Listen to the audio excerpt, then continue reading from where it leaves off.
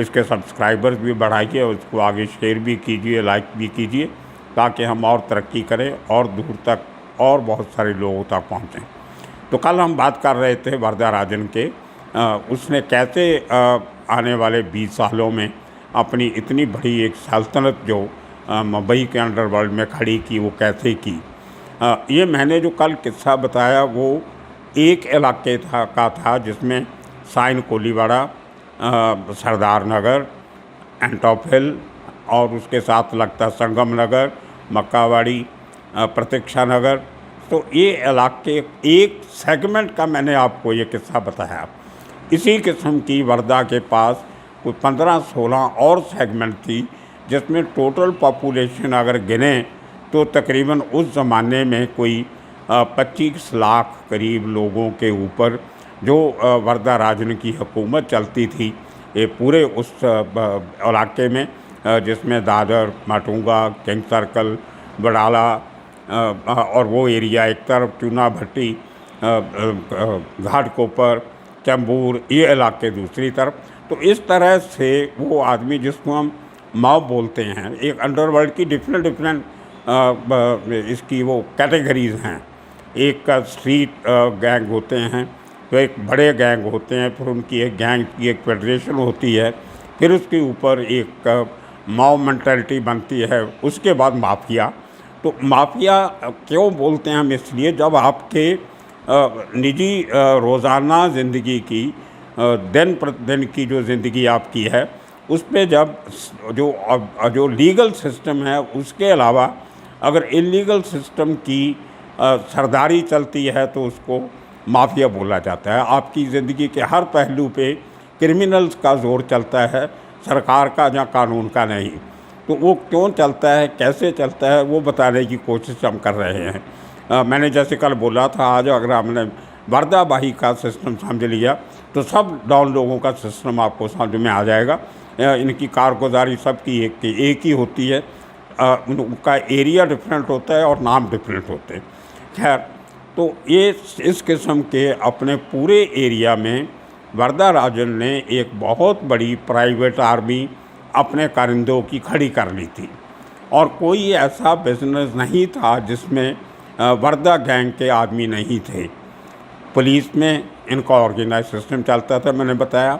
इसी तरह municipal corporation में जिसके साधनों की चोरी करके आम लोगों तक पहुंचाते थे, उनको म्यूनसिपल कॉरपोरेशन तंग नहीं करे, इसलिए बजाय इसके कि हर आदमी जाके बीएमसी के ऑफिस में पानी का कनेक्शन मांगे, बिजली का कनेक्शन मांगे, और हर आदमी को बीएमसी को पैसे देने पड़े रिश्वत के, तो वर्धा ने ऐसा ऑर्गेनाइज सिस्टम बनाया कि उस हर इलाके का एक आदमी ही लोगों की तरफ से, जिनको वर्धा ने सब सहूलतें मुहैया करवाई, उनकी तरफ से इकट्ठा पैसा बीएमसी वालों को लगातार पहुंचता रहे।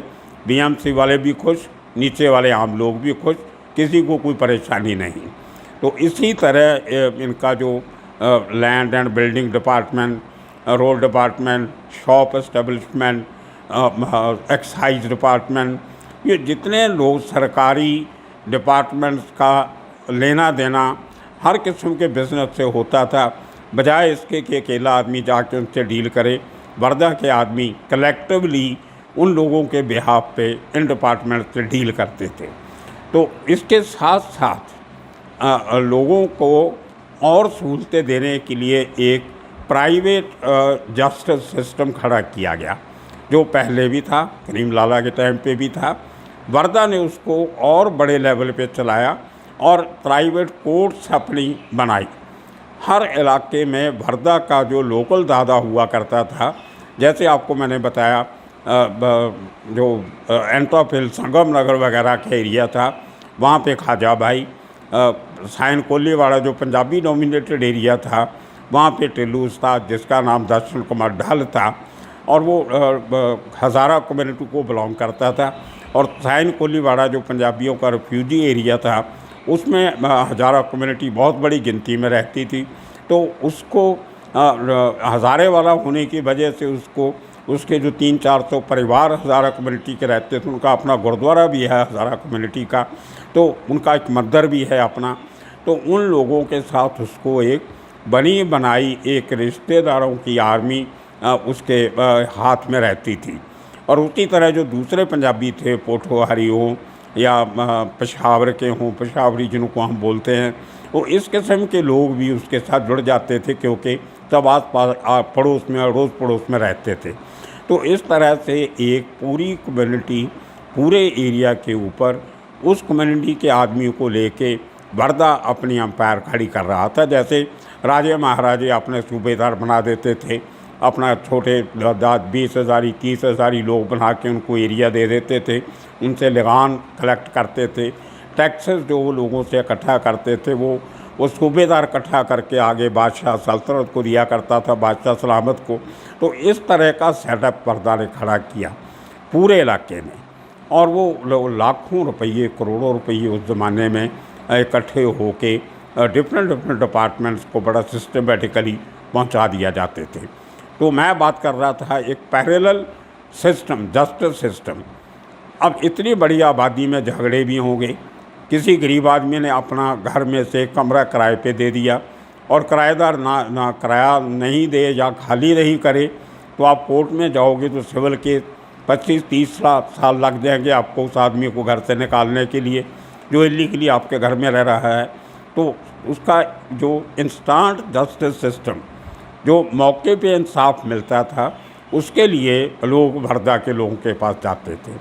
अब कोलीवाड़ा में कोई डिस्प्यूट इस किस्म का हो गया तो टिल्लू उस्ताद के दरबार में दोनों पार्टियां पहुंच जाती थी और टिल्लू उस्ताद उसका फ़ैसला किया करता था और इमीडिएटली वो फैसला माना जाता था। 2 घंटे में आपका घर खाली हो जाता था। इसी तरह कोई दुकान आपकी खाली नहीं कर रहा तो टिल्लू उस्ताद खाली करवा देता था। कोई गराज का मालिक अपने वर्करों को तनख्वाह नहीं दे रहा, वर्कर कंप्लेंट लेके पहुंच गए तो टिल्लू उस्ताद उनकी सैलरी दिलवा देता था। कोई आदमी बीमार हो गया, उसको साइन हॉस्पिटल में एडमिशन नहीं मिल रही, उसको बेड नहीं मिल रहा, जहाँ उसका इलाज नहीं हो रहा, तो टिल्लू उस्ताद के बंदे साइन हॉस्पिटल जाते थे, उन लोगों को एडमिशन में मिल जाती थी, उनका इलाज भी हो जाता था। तो लोकल स्कूल में कहीं एडमिशन चाहिए और कॉलेज और स्कूल या कॉलेज के जो मैनेजिंग कमेटीज़ होती हैं वो डोनेशन मांगती हैं, लेकिन वहाँ पे अगर ख्वाजा भाईजान टिल्लू उस्ताद ने बोल दिया प्रिंसिपल को, जो हेड मास्टर को, तो उनके बच्चों को एडमिशन देनी पड़ती थी, नहीं तो तोड़ फोड़ कर देंगे जाके। तो ये एक पैरेलल एक इंस्टेंट जस्टिस डिलीवरी सिस्टम जो हमारा क्रिमिनल जस्टिस सिस्टम है, उसके पैरेलल एक सिस्टम ये लोगों ने, वर्दा भाई ने बहुत बड़े लेवल पे खड़ा किया। और अगर उसके बाद भी कोई आदमी नहीं मानता है तो फिर स्ट्रॉन्ग आर्म टैक्टिक्स, उसके फिर घर पे अटैक कर देते थे। छोटा वाटर की बोतल, ट्यूब लाइट्स या एसिड बल्ब लेके, या पत्थरबाजी या तलवार छुरेबाजी, इस किस्म से उस ज़माने में काम होते थे और आदमी बहुत लोगों को मारना पीटना भी होता था। भजन जाट जिसकी मैंने बात की, वो अपना दारू का जुए का अड्डा चलाता था। उसने वर्दा भाई की बात नहीं मानी तो उसका दायां हाथ काट दिया। वो आज तक भजन जो है बेचारा बिना एक हाथ के सारी ज़िंदगी जी रहा है। इसी तरह हरनाम नामा जिसकी बात मैंने की, उसने वर्दा भाई को हफ्ता देना बंद किया तो उसका जो दारू का और जुए का अड्डा था वो तोड़ फोड़ करके उसको जान से मारने का अटैक किया, वो बेचारा इलाका छोड़ के भाग गया। तो इस तरह से एक सिस्टम अगर आप नहीं मानते तो आपको ज़बरदस्ती बनाया जाता था। तो ये इस किस्म से ये काम इनका चलता रहा और पूरी तरह से जो सिस्टम था वो इनका ग़ुलाम होके रह गया। और अगर कोई पुलिस वाला इनकी बात नहीं मानता था, उसको कैसे तंग किया जाता है उसकी मैं आपको 1-2 एग्ज़ाम्पल दूंगा। एक नया इंस्पेक्टर बीट ऑफिसर जो टिल्लू उस्ताद के एरिया का बीट ऑफिसर बना, टिल्लू उस्ताद के अड्डे के साइन कोलीवाड़ा, मैं बता दूँ छोटा सा एरिया, उसमें एक चौक है छोटा सा जिसको कोलीवाड़ा नाका कहते हैं। उसके 2 तरफ तो काफ़ी होटल्स हैं, सब मटन मच्छी खाना, बियर बार, डांस बार सब होते थे, वाइन शॉप्स हैं, 2-3 मेडिकल स्टोर है और राशन की बड़ी बड़ी दुकानें हैं। दूसरी तरफ एक कॉलोनी थी जिसमें जो रास्ता रेलवे स्टेशन को जाता था, जिसका मैंने 2-3 एपिसोड पहले जिक्र किया था, जहाँ रंगा बिल्ला रहते थे, इंदिरा नगर। और चौथा एक इलाका था ओनर्स कॉलोनी, वो सैन कोलीवाड़ा के अमीर लोगों की कॉलोनी थी, जिसमें उस ज़माने के लखपति करोड़पति लोग रहते थे। तो जो इन बीच में जो एक रेलवे लाइन के साथ खाली जगह थी, वहाँ पे टिल्लू उस्ताद ने अपना अड्डा बनाया हुआ था। उसके सामने ओपन कंपाउंड था, जहाँ पे 150-200 कुर्सियाँ लग जाती थी और टिल्लू उस्ताद का दरबार, कभी माता का दरबार, कभी पूजा, कभी भजन, इस किस्म के काम भी चलते थे। तो ये टिल्लू उस्ताद का वहाँ पे दरबार लगता था। उसके साथ जो होटल्स के बीच में जो एक चौराहा था, उसमें एक लकड़ी का खोखा बड़ा सारा बना के पुलिस वालों ने रखा हुआ, तो उसको बीट चौकी कहते थे। तो वो बीट ऑफिसर जो था वो उस चौकी में बैठता था और 4-5 कांस्टेबल उसके साथ बैठते थे। तो उस ऑफिसर ने उसको ये तो मालूम था कि टिल्लू उस्ताद के धंधे बंद नहीं करवा सकता, लेकिन उसके पास एक टाइम डेडलाइन होती थी कि जो होटल है, बार हैं, ये रात के 11:30-12 बजे बंद होने चाहिए। तो 12 बजे बंद करवा देता था। और एक्चुअली वो टाइम होता था जब उनका असली बिजनेस शुरू होता था। 12-1 बजे लोग आना शुरू करते थे और सुबह 3-4 बजे तक वहाँ खाना पीना, गाना बजाना चलता था। उसने जब बंद करना शुरू किया तो टिल्लू उस्ताद ने उसको लालच देना शुरू किया कि अगर आपको हफ्ते का हम 10,000 देते हैं तो आप 15,000 ले लो, लेकिन हमारे क्लाइंट्स को तंग मत करो, इनका बिज़नेस खराब मत करो। वो ऑफिसर नहीं माना। उसके बाद उसको डराने धमकाने की कोशिश की तो भी नहीं माना। तो एक दिन रात को जब पुलिस वाले सब वहाँ पे 3-4 बजे थोड़ा नींद भी आ जाती है, थक टूट के थोड़ा सो रहे थे, तो उस लकड़ी की पोस्ट के ऊपर पेट्रोल, मिट्टी का तेल छिड़ के आग लगा दी गई। तो पुलिस वाले किसी तरह अपनी जान बचा के निकल गए, लेकिन वो पुलिस की पोस्ट को आग लगा के जला दिया गया। और उसके बाद पुलिस वाले इतने डरे कि वो कई साल तो वहाँ पे पुलिस पोस्ट बनी नहीं। बहुत सालों के बाद जब वाईसी पवार आया तो उसके टाइम पे कॉर्नर पे एक पक्की पोस्ट बनाई गई है। ये इस किस्म के टैक्टिक्स से पुलिस को डराने के लिए करते थे। क्योंकि वर्धा के पास एक बहुत बड़ी आर्मी थी चैंपियन ड्राइवर्स की, जो दारू की गाड़ियाँ चलाते थे। और बहुत से पुलिस वालों के पास मोटरसाइकिल हुआ करते थे, जो मोटरसाइकिल पे अपनी ड्यूटी पे आते थे पुलिस स्टेशन में, और उसके बाद पुलिस की गाड़ी में घूमना, शाम को फिर अपना मोटरसाइकिल लिया घर जाना। और जो आदमी पुलिस वाला इनके कहने में नहीं आता था, उसके चलती मोटरसाइकिल को वो गाड़ी इतने तरीके से मारते थे कि पुलिस वाले मरता भी नहीं था, लेकिन डर बहुत जाता था उसका मोटरसाइकिल खराब गिर जाना, उसको चोट आनी। तो इस किस्म के डराने के काम वर्धा ने अपने ऐसे चैंपियन ड्राइवर्स के थ्रू बहुत किए। और पुलिस वाले रात को अपने घर जाने के लिए डरते थे मोटरसाइकिल पे, या तो बस में बैठ के चले जाते थे, जहाँ लिफ्ट लेके बाइक पुलिस स्टेशन में खड़ा कर जाते थे। तो इस किस्म के टैक्टिक्स पुलिस को डराने के लिए वर्धा ने की। इसको हम कहते हैं मॉब मेंटालिटी करके लोगों को डराना। और उसके बाद बड़े ऑफिसर जैसे IPS ऑफिसर हुए, ACP, DCP, वो लोग के पास बड़ी गाड़ियाँ होती थी, जीप होती थी, बस कार होती थी। अब उनको तो आप टक्कर मार नहीं सकते, इतने बड़े ऑफिसर हैं। तो उनके ऊपर प्राइवेट केस करवा दिए। अब YC पवार उस ज़माने का DCP, जिसको सरकार की पूरी मदद, पूरी सरकार उसके पीछे, YC पवार ने इनके धंधे जब तोड़ने शुरू किए, भट्टियाँ तोड़नी शुरू की, प्रोस्टिट्यूशन डैन इनकी स्मैश की, तो उसके ऊपर वर्धा ने प्राइवेट केस करवा दिए। एक आदमी से केस करवा दिया कि उसको इलीगल कस्टडी में रख के उसको बहुत मारा पीटा, साइन हॉस्पिटल से डॉक्टरों को बोल के नकली फर्जी रिपोर्ट बना दी, मेडिकल रिपोर्ट, और मेडिकल रिपोर्ट के बेस पे YC पवार के ऊपर केस चला दिया। इस तरह 4-5 केस, सब फर्जी केस YC पवार पे कर दिए। और एक DCP रैंक का ऑफिसर, वो एरिया को जो कोर्ट लगती थी वो कुर्ला कोर्ट लगती थी, उसका ऑफिस मटुंगा पुलिस स्टेशन में था। वहाँ से 3 किलोमीटर कुर्ला पुलिस स्टेशन पड़ता था।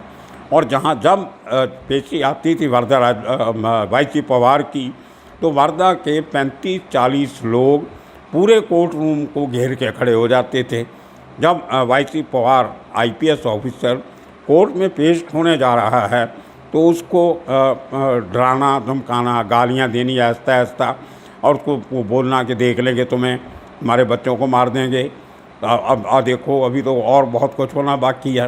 तो उसको मेंटली, लीगली, फाइनेंशियली उसको परेशान करना।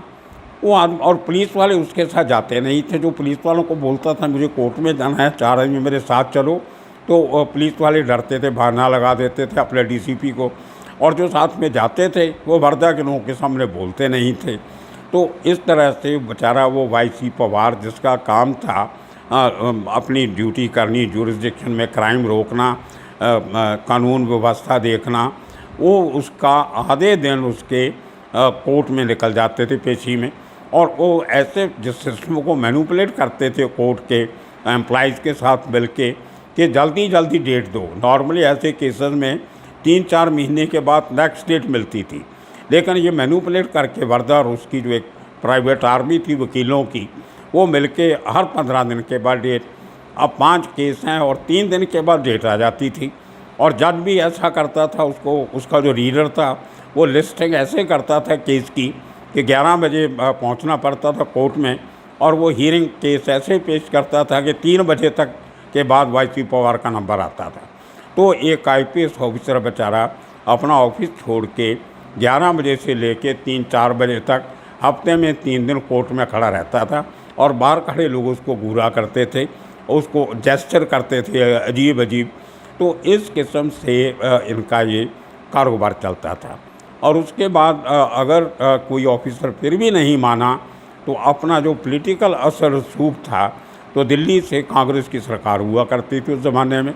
दिल्ली में कांग्रेस की सरकार थी, मूपनार साहब जनरल सेक्रेटरी थे, इंदिरा गांधी के खास थे, उसके बाद राजीव गांधी आया, उसके भी खास थे। तो उसको बोल के महाराष्ट्र के चीफ मिनिस्टर या होम मिनिस्टर को फ़ोन करके उस ऑफिसर की बदली करवा देनी। तो ये माफिया रूल जो है, ये बड़े ऑर्गेनाइज तरीके से मुंबई में अगर किसी ने चलाया तो वर्दा राजन मुडलियार ने चलाया। कल आपको बताएंगे कि फिर वर्दा राजन का जो जब एक तब अपनी चरम सीमा में पहुंचा, उसका डाउनफॉल कैसे शुरू हुआ, वो कहानी आपको कल शुरू कराएंगे। तब तक के लिए आप सबका शुक्रिया, धन्यवाद।